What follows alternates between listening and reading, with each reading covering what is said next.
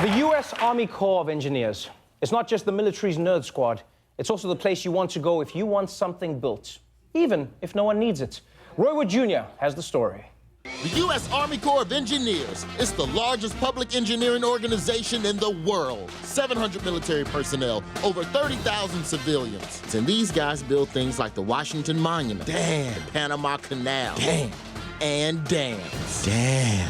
These guys are badasses, and I'm sure journalist and Corps expert Michael Grunwald agrees. Lately, they build a lot of environmentally destructive boondoggles. Wait, what the hell did he just say? They build a lot of stuff that nobody needs that tend to do a lot of environmental damage. So what? I'm an American. I don't care about the environment.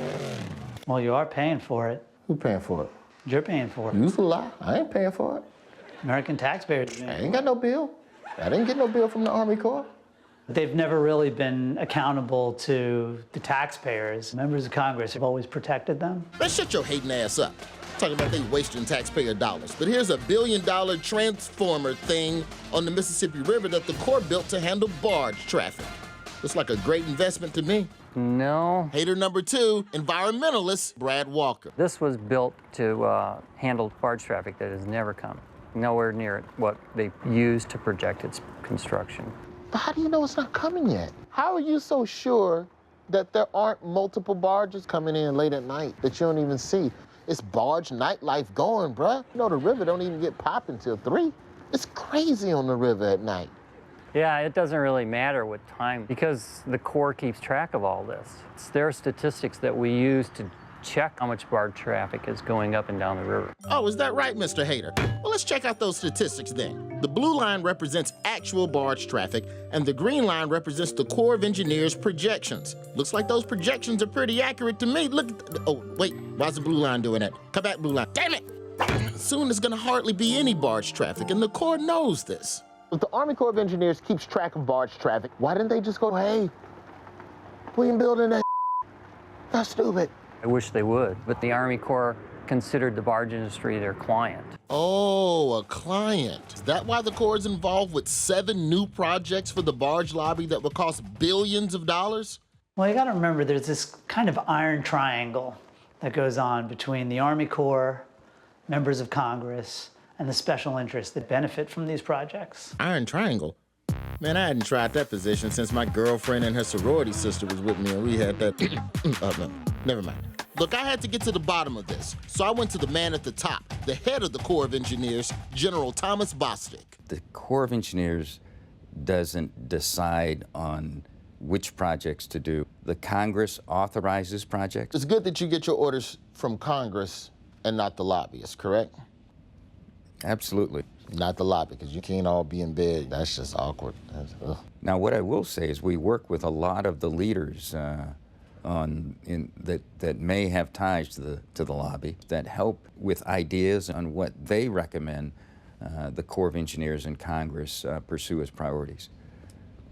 So lobbyists convince Congress to fund certain projects, Congress authorizes the Corps of Engineers to do those projects, and the Corps builds those projects, which pleasures the lobbyists. Damn, I guess that is like my iron triangle. Except in this case, taxpayers get But it turns out this goes beyond wasting tax dollars. As hater number 2 showed me in New Madrid, Missouri. To benefit the farm lobby, the Corps plans to drain these wetlands right here by building a new levee. Just one problem. If we put that levee in here, other areas are going to be at risk getting flooded. It'll affect people in Kentucky, it'll affect people in southern Illinois, it'll affect people upstream in Missouri. Wait, the Corps levees could cause flooding?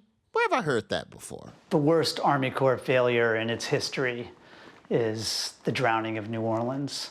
Oh yeah, the Corps poorly engineered the levee system that failed during Katrina. And the Corps drained nearby wetlands that may have further protected New Orleans in the first place. And now critics say proposed levees like this one in New Madrid create flood risk upstream? Hold on, that's St. Louis. I don't want to lose St. Louis, man. It's the home of Nelly. I love St. Louis. So you're saying Nelly is safe? I'm not saying Nellie's safe. We're talking Nelly, man. This man made classics. Down, Down, Baby, Your Street in a Range Rover, Boom, Boom, Street Sweeper, Caught Back, Ready to Let It Go. Well, anyway, we want to protect the American people to the degree we can or reduce their risk. With some of the projects that you do, I think we should just assign priority levels. This is priority A for absolutely, let's do this project. All the way down to priority D, as in dumb, as in don't do this, as in demolish the idea. We don't even consider priority D projects. Except for New Madrid. Yeah, New Madrid, the concrete transformer thingy, those other barge projects. Here's the thing. The Corps does do plenty of A and B projects, but as long as they keep getting these Ds, man, Nelly, you better carry a life vest with you. Learn how to swim or something. Hey there, it's The Daily Show's Trevor Noah. We have our own YouTube channel now, so please do subscribe. I'll wait so you can. I won't even look, just because I know that's weird. Sort of like when a dog's doing its thing. You can just, yeah, just subscribe. I won't look.